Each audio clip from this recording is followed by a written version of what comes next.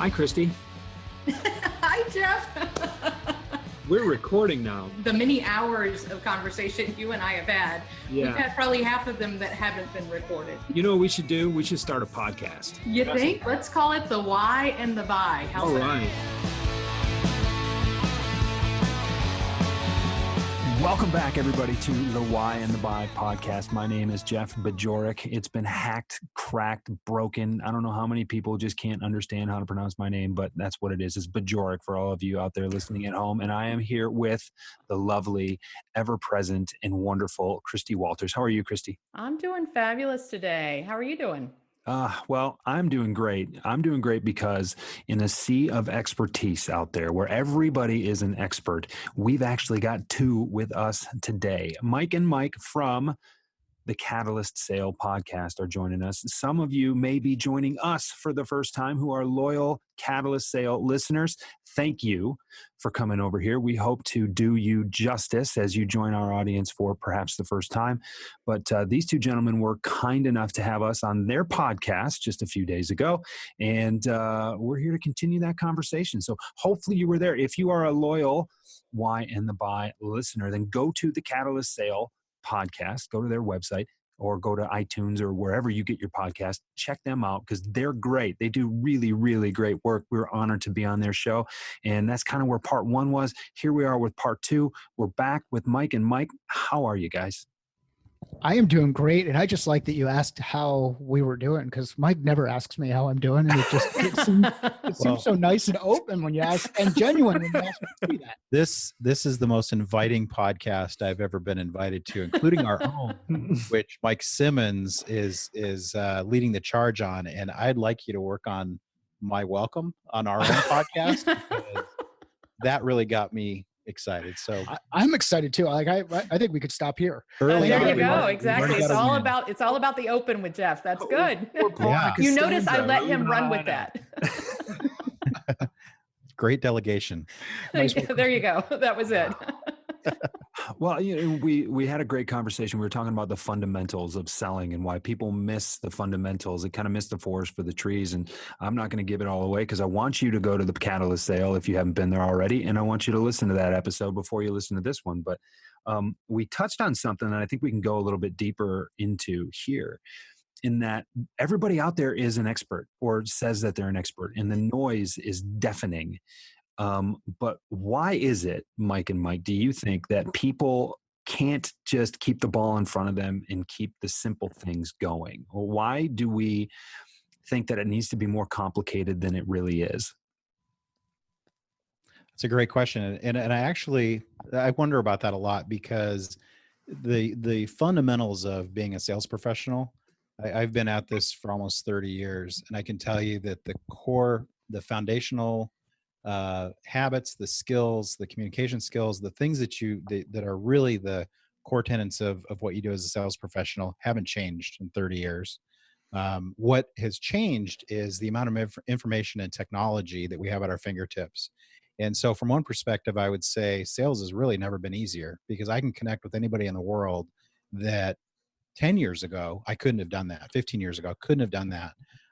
But now we're all drowning in the noise, and you see it all the time. And I think the problem with sales is not rocket science. There's some fundamentals, there's communication skills, there's problem solving, there's a process that's predictable, that works. But we're always looking for the easier way to do things, I think. And it's true in life. It's not just sales, but what I keep seeing is there's always this new wave of, here's the thing that's going to differentiate you as a sales professional. Here's the thing that's just going to unlock all of your success, and sign up for my seminar, read my book, whatever it is. Right. Come to my training, and in 5 days, I'm going to change your life. And that too shall pass. And it's, I can go back years and just say, okay, name off the books, name off the seminars. And at the end of it, here I am 30 years later, and I'm still teaching the fundamentals to sales professionals that are really looking for that because they see through a lot of the stuff that's out there right now. And we're just overwhelmed with it. It's kind of like the rings on a tree. If you go through and you see the number of rings on a tree, you can usually figure out how old it is. You can talk to a rep and about the book that they cut their teeth on and figure out how long they've been selling. Right. Read, right? Yeah. Yeah.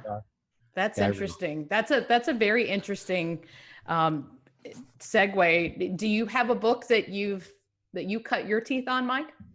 For me, I cut my teeth on Beyond Selling Value, which was like the impacts method. I forget who the author was. And a lot of that was around the whole idea of when you're working with the customer and you're talking to the customer, you're talking about their business, you take a very humble approach, validating, understanding, then transition into the discussion around you as an organization and where you fit within the context of what's important to the customer, and then transition to the point of delivering the proposal or the next steps or the vision on what this solution might look like. That's a little bit of background on impacts and Beyond Selling Value. Interesting. What about you, Mike?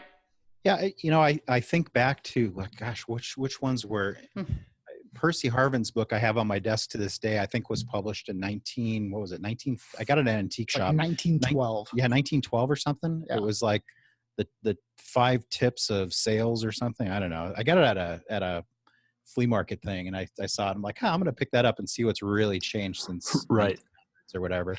And it's kind of funny to read. I mean, it has a lot of tips in there, like how to shine your shoes and look presentable and make sure you don't have too much stuff in your trunk as a traveling salesman and stuff like that. And don't drink too much, before noon.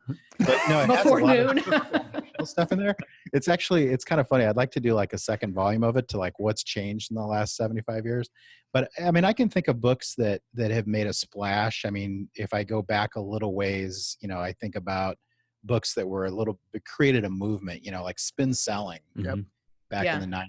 Was something that, man, everybody got on board with. And it's like, I would read books like that and I'd say, okay, yeah, there's a lot of good nuggets in here, but it looks like a manipulative questioning technique to me. Mm-hmm. So not really a fan. And then fast forward, I think the last one that made a big splash that, it's got some nuggets in it, but the Challenger sale, that came about. Everybody hopped on that bandwagon, and there's tons of books in between it. In fact, I think we're about due for one to make a big splash here coming up.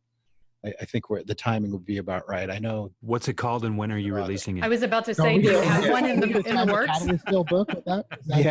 We're trying to time it just right. Like a spoiler alert. We have to build our network first so that all the authors can comment on. They basically take turns. It's like, okay, let me write my book, and then you guys all write the forward on it, and then I'll do mine in 6 months or a year or whatever. I've never wanted to get on the book circuit. Mm-hmm. But it's amazing how it's designed. Like you can just see that pattern repeated over and over and over again. And then you've kind of got to say, if you're getting sucked into that pattern and picking up the next book on what's going to make you a better sales professional, are you just a sheep? Like, are you just following this herd, or even worse, are you a lemming that's going to follow them off the cliff? Right. Yeah. See, and that's why I'm known as not being much of a hugger. A little bit too direct. You immediately went to the falling off the cliff thing. That's right. That's great. Well, some get pushed. There's, I think, a case to be made about the sales professional who's never read a book on sales because they've just been curious enough and interested enough and followed their own intuition enough to know how to do it authentically without being swayed, without being told you need to do it a certain way. For me, that book was the Sales Bible and the Little Red Book of Selling, which is, why I've kind of followed Jeffrey Gitomer for most of my career, is because those were the first 2 books that I picked up that encouraged me to do the way I felt intuitively it should be done versus the way I thought it had to be done. And I mean, those are guidebooks that really establish the fundamentals. Again, what are you trying to do? What are you trying to accomplish here? Then do it that way. And the way you do it is going to be the best way for you to do it. And I was talking to a sales guy yesterday. He's like, I've never read a book on sales. I've had about 10 successful sales jobs. I get done with one. I can't grow a whole lot more. So I find another one and working my way up, and I just continue to grow. And the guy's doing phenomenally well. And he's not a student of sales. He's a student of his own intuition and kind of that internal playbook. I believe firmly that we were all born to sell. If you can tune into that somehow, then you can refine it. You can hone it with some of the lessons you can learn from people on the book circuit. But I think let's not get in our own way here. Well, and I like that concept of refining and honing your skills. And I think that, there are several of us in our environments that have been lucky enough to find that mentor that just made the difference in our careers and really kind of shaped our thought process, kind of helped us avoid some of the critical pitfalls that happens with a brand new salesperson, and kept bringing our focus back to the right things. Sometimes I think books are a substitute for a lack of that mentorship in place. And I'm a voracious reader. So books are I'm always looking to see I don't think that the concepts change. I really think sales is the same it is today as it was back in 1910. It is all about making connections and understanding the value that you bring and what it is that someone else might need from something that you have to offer. And more importantly, how can you help other people be more successful? And, but I think that a lot of people really do use that as a substitute for going out and finding that mentor that is going to make, or that group of mentors, find your board of directors, whatever that is for you, so that you can stay focused on the right things. One of the things I love about your podcast, and especially the tagline, is that you talk about sales is a thinking process. And for me, books kind of spur, books and podcasts and whatnot spur on that thinking process. But tell us a little bit about how you came to that tagline. Why did that resonate so much for you? Well, for us, it got down to, we wanted to really get to what's the core thing that makes a salesperson successful. And so two things came up at the same time: the name Catalyst itself, and then also sales as a thinking process. The Catalyst piece of it first came up because we thought, as a sales professional today, you do more than pitch a product or just go out and make a bunch of contacts and things like that. What you do is you try and do things that solve problems for people. But what you're really doing in the background, you're not just dealing with customers. You're also dealing with internal people that you need. If you work for a large company, for example, half your time is spent trying to uncover what it is that you're going to do for your prospective clients, how you're going to solve their problems, how you can do that most effectively. But guess what? There's this whole other side of things, which is, great, now that I've gone out and found this great opportunity, now I've got to manage expectations inside of my organization. Can we deliver the things that I've sold? And this is talking maybe a little more complex, a sales scenario, not just selling widgets, but now I've got to get involved with product management. I've got to talk to my engineering team. I've got to talk to finance. You're basically coordinating an awful lot of resources. And what you are is, in our opinion, is a salesperson is now a catalyst that gets things done, that makes things happen. And there's project management elements to that. There's relationship management aspects to it.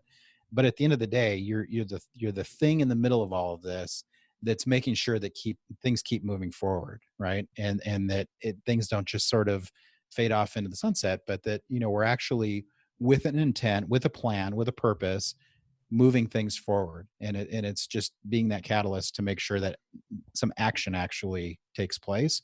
And then we didn't want to come up with a tagline that would be sort of, we wanted to be a little more timeless, because we believe that the fundamentals haven't changed. And so we didn't want to come up with a tagline that said, social selling's the thing, or this is the thing. Right. And then 6 months later be like, oh crap, that's not the thing anymore. We got to change our tagline, because those things come and go. The tools that get introduced, the techniques, the good and bad ideas or whatever that come and go. We didn't want to be part of that crowd. We didn't want to be known as an expert in this one little niche thing that would be the passing fad that everybody would look back on and say, oh, remember when everybody was into this? And be like, oh yeah, that was us. But that's not us anymore. Now we've got a new thing. And it's like, I didn't want that. I just wanted it to be kind of a timeless thing. That was such and such 1.0. Now we're at 2.0. When you take a thoughtful approach to doing anything, whatever it is, you tend to come up with more creative solutions to the problems that you're trying to solve. things start to get more personalized for the person on the other end. And for us, as we train people within our customer base, and as we onboard folks inside our organization, as we've led sales teams in the past, it's all been about this kind of this thoughtful process and concepts or ideas that should be the basis for how you work, but not actually what you're doing on a day in, day out basis. There's no script. There's no do this, ask this question, get this response. I mean, you can't anticipate all of those responses, but if you take a thoughtful approach to this, you can start to enter into a real conversation and get to the root of something we talked about on the earlier episode, that why behind how people are buying and why they do what they do. What kind, it's always funny to me to see the looks on people's faces when you bring the conversation, you're starting with a brand new client, you bring the conversation to something that almost appears or sounds remedial at first. But then when you challenge, those beliefs about so what is it that you do around here? What is it that you sell? Well, you sell an outcome. You don't sell a product. You don't sell a widget. You don't sell a service. You're selling an outcome that someone is looking for. They may not even know they're looking for that outcome yet, but you need to be able to think 3 steps down the road. It's interesting to me that in order to think 3 steps on the road, sometimes you have to take 3 steps back. And I always love the looks on the people's faces. You ask them what their biggest competitor is, and they'll always name the company down the street or the logo that they compete against or whatever. And it's like, no, you're selling against the status quo. You're selling against doing nothing. And you have to, I believe anyway, and it sounds like you guys are in the same boat, you have to start from that fundamental understanding and that foundation. And you really catch clients off guard that way, because they're not in that place. They're expecting the new social selling technique. They're expecting the script on the phone call. You listen to these things, these webinars and things, and ask the panel of experts, what can I say in my email to guarantee a response? Like, well, if I have that, why would I waste my time telling you? I would just go make all your sales for you, right? Like it's some of those things. What would actually happen if I had the answer to your question? Oh, well, I never thought about it that way. And it's just, that never ceases to amaze me. And it almost feels like I'm stealing, because you're asking questions that you think people should already have the answers to, but they don't. I don't know what. Yeah. It's the simplest things, right? Mm-hmm. Back to being simple in sales. It's the simplest steps that we skip. We overthink things. We make it about ourselves instead of that outcome. We're truly visualizing what outcome are you going to drive. And I think one of the things I've been working on a project recently where, the culture was very much about presenting the product, pitching the features, doing exhaustive demos and all of those things. And at the end of those, I would ask why. What did we achieve by spending 90 minutes with a table full of people showing a product where a third of them checked out within 10 minutes because it wasn't even in the stratosphere of the problems that they're solving and things like that. Right. And then seeing the difference when you see an opportunity to actually move forward, where we haven't even talked about our product in the first 3 or 4 meetings. We've just talked about, the outcomes and the things that they're really challenged with. And, how could we help that, having that focus and not having it be just about the product. And I think a recent meeting I was in, the product manager was like, how did you get the deal this far without showing them the platform? It's like, I didn't need to show them the platform. I needed to talk about the problems that are keeping them up at night. I need to talk about how that was not impacting just them, but their customers that they serve. And once I understood that, the rest of this is easy, because now when I do the product demo, I don't have to spend 90 minutes showing you the product. I can show you 20 minutes of it that's actually going to solve the problem. Right. Yeah, the 20 minutes that you need to see, not all the other crap and bells and whistles that have been added on to this product so that we can compete with XYZ in the marketplace, or whatever new, you start to see these ideas and these concepts that come up in new spaces. So you start to look at technology, and whether in the learning space, the big push was, well, are you mobile learning? Do you have a responsive site? Do you have all of these other things? And many times, they didn't go through the process to say, well, where's everybody going to learn? Well, they're all going to learn on a desktop inside a warehouse operation.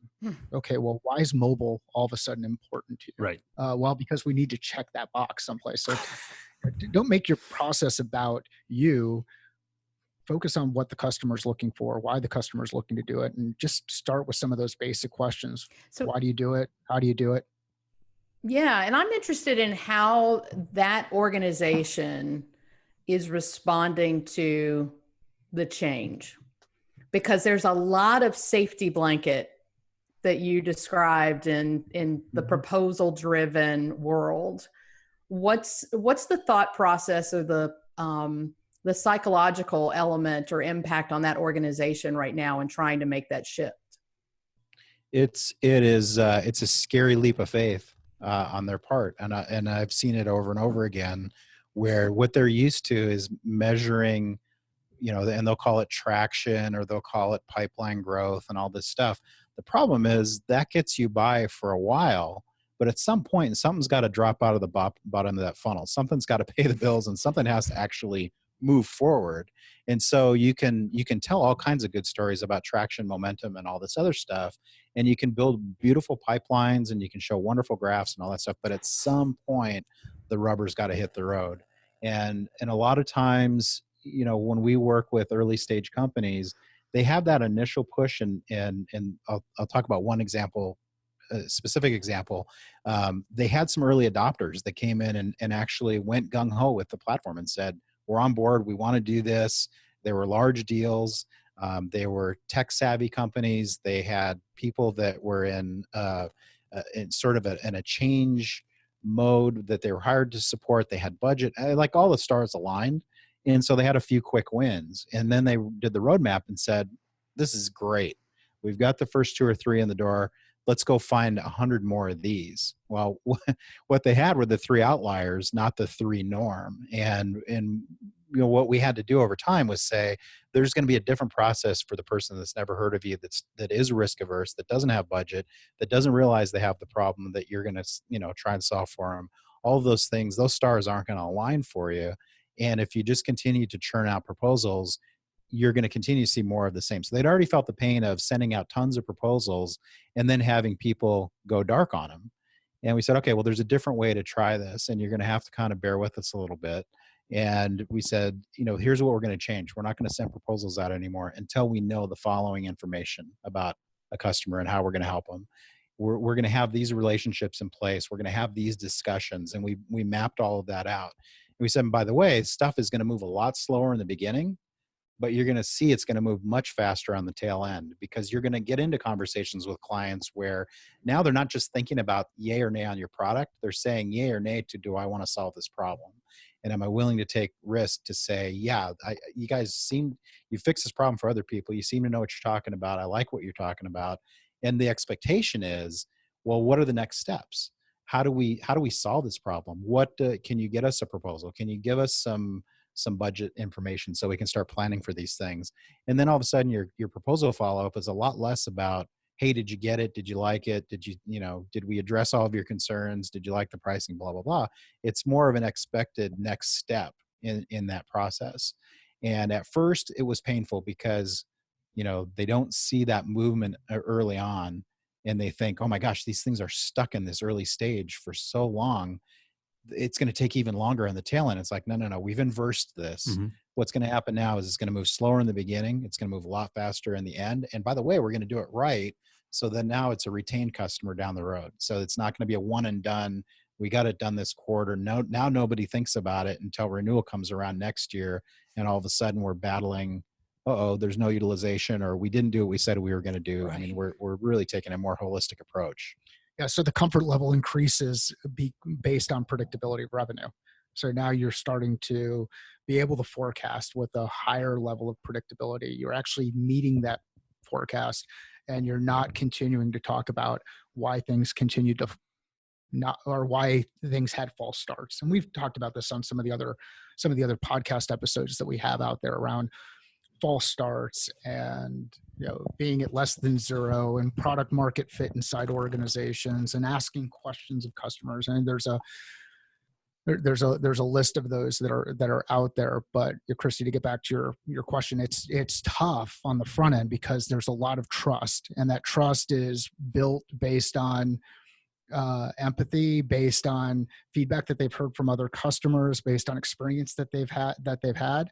But there's a part of the path where things really start to get ugly, and there's a lot of questions that are raised. It's because those deals aren't moving forward as fast, or there's not a real way to accelerate the sales cycle. The sales cycle is not necessarily when you want to deliver your product into that organization. It's when that organization can deliver that product or solution into their organization. Well, and if you think about that 90-minute demo, right, you can spend 90 minutes going through it, or we can spend 70 minutes figuring out which 20 minutes you need to see. And so now, I mean, what happens if the prospect sees the wrong 20 minutes? You're going to miss, right. You're going to swing and miss, and then you're going to be chasing your tail, and you're going to be trying to follow up. But if you take that 70 minutes and you say, all right, well, let's talk about what it is you're trying to accomplish here. Well, what are you doing to address this? Oh, I hadn't thought about that, Mike. Thanks for asking. Oh, okay. Well, now you're formulating which 20 minutes you need to show them, or which 4 5-minute sections you need to show them in order to address what it is that they're actually trying to accomplish. And to slow down on the front to be more, on the front end to be more precise on the back end. I mean, that is a change in, that's a paradigm shift for a lot of companies. Go ahead.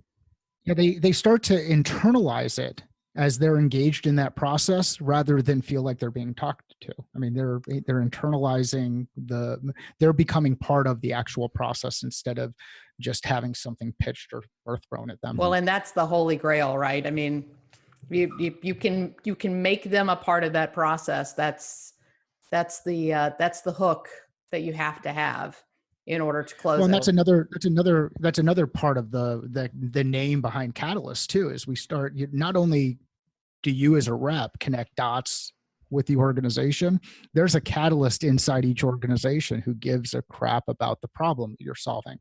They become engaged. They may not be the decision maker, but they've got some level of influence inside the organization, so they can help you navigate the things that happen inside their organization while you help them navigate the execution of an agreement. So it's really focused on a partnership that's developed over time, and really gets back to a piece that you talked about on the previous episode there, Christie, which is empathy, communication.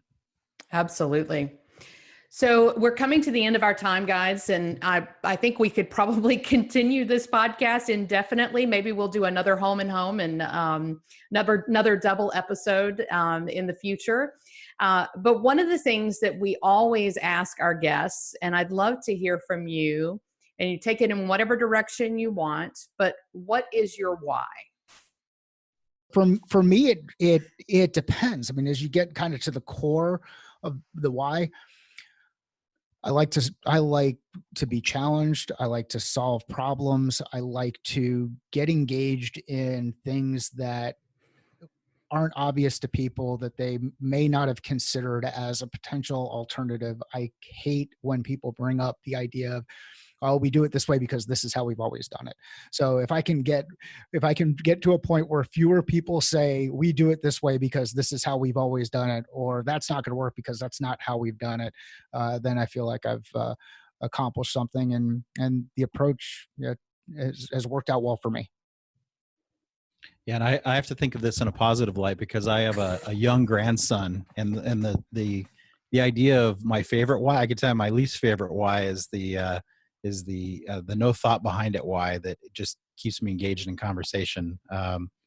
But yeah, the why, I mean, I spend my whole day thinking about whys. Why is this impacting this business? Why do I think about my customers, and why do they care about this client of mine that I'm working with right now? Why are they relevant to that?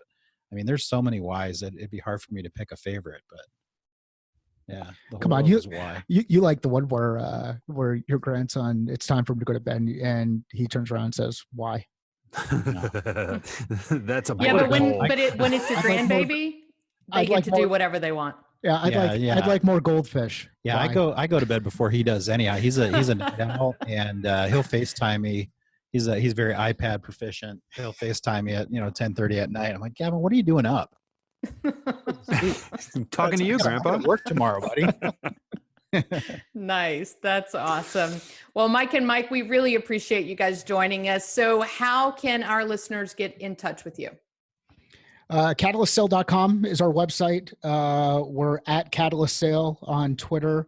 Hello at CatalystSale.com for email. You'll find us on LinkedIn. Please check out the podcast. We take listener questions, and we're always looking for new guests if you have recommendations as well. So thank you guys for having us. Yeah, thank you very much. Oh, you're welcome. And I mean, for our listeners, I'm serious. I said it at the beginning of the show. Their podcast is really good. It's different from ours, but along the same lines. And you've heard it in this episode here. These guys are thinkers. Sales is a thoughtful process. It's a thinking process. It's something you need to be able to work your way through. And these guys do a great job of illustrating that. They're fun. They're entertaining. They bring great guests on. Sometimes you've heard guests on both of our shows. That just illustrates how much we've got the common themes in between us. But they've got their own voice, and they do it in a way that's different from ours, and it's really, really good. So go check it out, subscribe, and show them a little love too. Because Christie, these guys clearly know their whys. That's right, because when you know your why, your hows and your whats get much better. Thanks, everybody. We'll see you again next week. I've told you twice. I told myself it doesn't matter. How about the music on this podcast? We call them our house band. They call themselves Haskins, and they're based out of Plymouth, Michigan. If you want to hear more from them, go to haskinsmusic.com and check them out. Hey, thanks for listening to us on the Why and the Buy podcast. If you like us, tell us. Send us a message at the Why and the Buy on Twitter, or leave us a 5-star review on iTunes or wherever you got this podcast. We'd love to hear from you. Talk to you next week. You're listening to the Podcast Detroit Network. Visit www.podcastdetroit.com for more information.